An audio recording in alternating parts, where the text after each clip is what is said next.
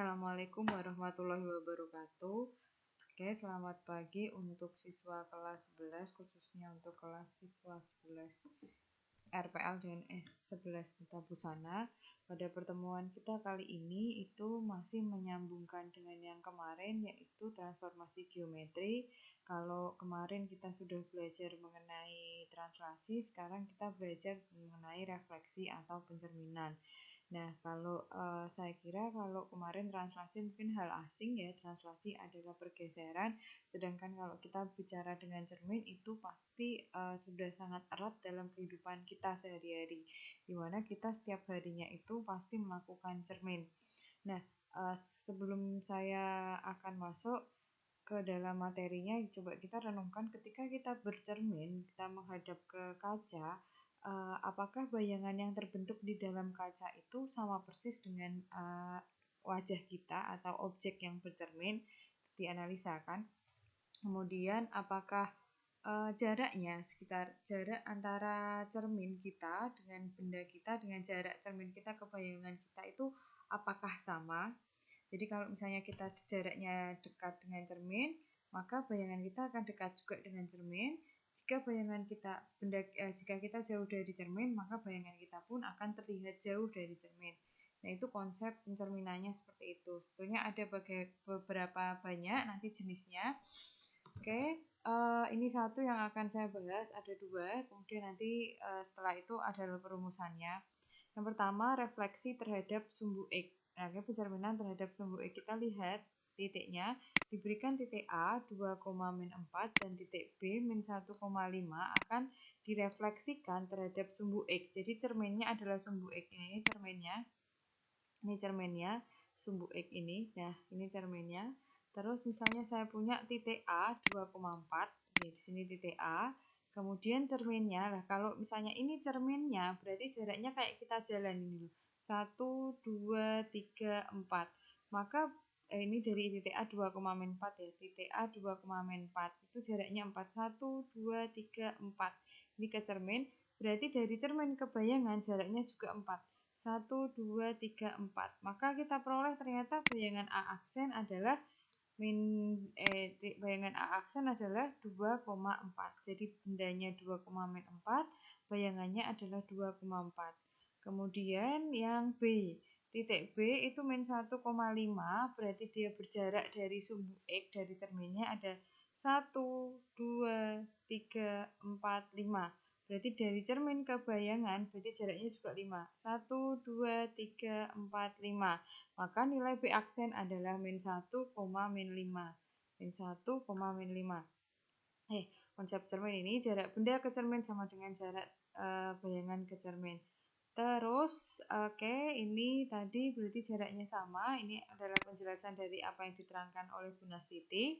Nah, dari ini kita simpulkan kalau ini titik A 2,4, A aksen 2,4, maka kalau kita perhatikan yang berubah itu bukan X-nya atau bukan yang depan, tapi yang berubah adalah nilai Y-nya. Yang awalnya min di sini berubah menjadi plus. Kalau yang ini B -1,5 menjadi -1,5, yang awalnya plus dia berubah menjadi negatif. Jadi bisa kita simpulkan untuk cermin terhadap sumbu X, berarti yang awalnya ini X, Y, nilainya berubah menjadi X, -Y. Jadi Y-nya yang berubah, bukan X-nya yang berubah. Oke, kemudian contoh yang lain, kita tadi yang refleksi terhadap sumbu X, sekarang refleksi terhadap sumbu Y. Refleksi terhadap sumbu Y, titik P 2,3, di sini ini 2,3, berarti di sini titik P. Kemudian titik Q -1,-5. Ya, -1,-5. Nah, kalau tadi bayangannya sumbu X, sekarang bayangannya adalah sumbu Y. Sumbu Y diseret, ini namanya sumbu Y. Bayangannya adalah tadi jarak antara benda ke cermin dengan bayangan ke cermin itu sama. Nah, ini bendanya ini 2,3, berarti dia jalan 2 kali, 1, 2. Oke, kemudian berarti dari cerminnya ke bayangan jaraknya juga 2, 1, 2. Berarti kita peroleh titik P aksen adalah -2,3. Sedangkan titik Q itu awalnya -1,-5,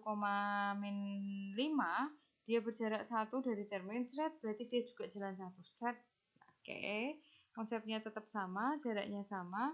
Nah, kalau ini pada sumbu Y yang awalnya 2,3 menjadi min 2,3. Sedangkan Q-nya min 1, min 5 itu menjadi 1, min 5. Oke. 2 yang aslinya 2 berubah menjadi negatif, yang aslinya negatif dia berubah menjadi positif. Berarti ini kebalikan dari sumbu X. Kalau sumbu X tadi Y-nya yang berubah jadi negatif, kalau sumbu Y, X-nya yang berubah menjadi negatif. Oke, itu contohnya. Kemudian biar kita agak mudah, jadi bentuk-bentuk refleksi ini ada banyak sekali, ada 1, 2, 3, 4, 5, 6, 7. Titik asalnya X, Y, jika direfleksikan sumbu X dia berubah menjadi X, min Y. Kemudian sumbu Y dia berubah jadi min X, Y. Nih ya, jika sumbu X itu berarti Y-nya yang min, jika sumbu Y X-nya yang min. Jika terhadap titik pusat, berarti semuanya jadi negatif min X, min Y. Kalau terhadap garis Y sama dengan X, itu berarti dia berubah menjadi dibalik Y, X. Oke, ini bisa kalian baca. Nanti, kemudian kita langsung ke contoh soal. Tentukan bayangan, ada 2 contoh soal. Yang pertama untuk menentukan bayangan, yang kedua hubungan antara refleksi dan translasi.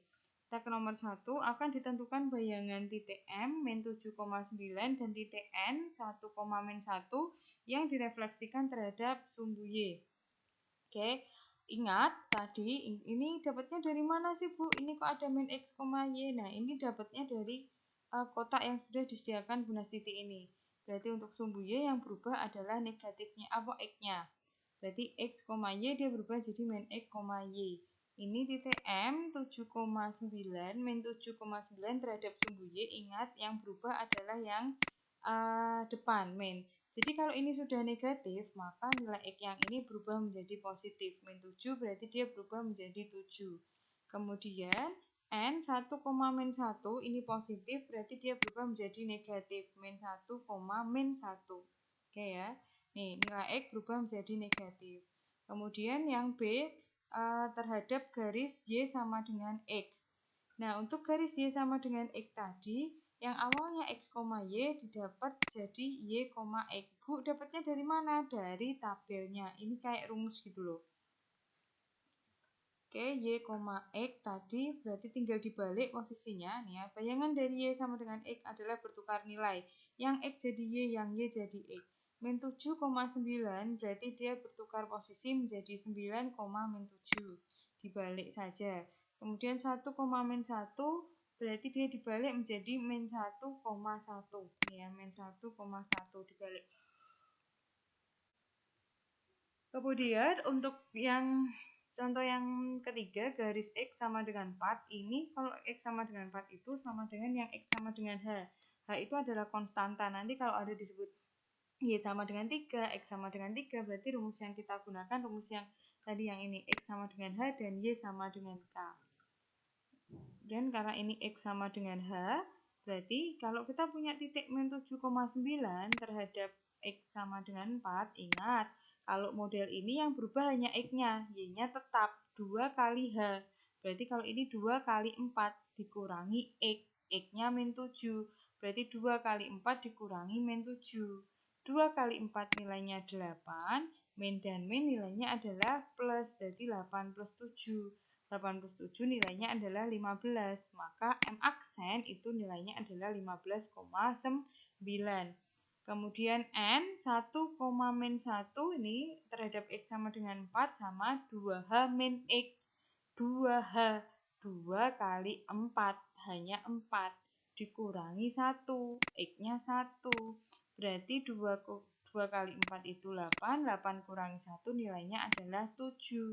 Berarti 7, min 1. Kemudian soal nomor 2, akan ditentukan bayangan titik P min 5, min 3 jika translasikan oleh T sama dengan 2 dan 7.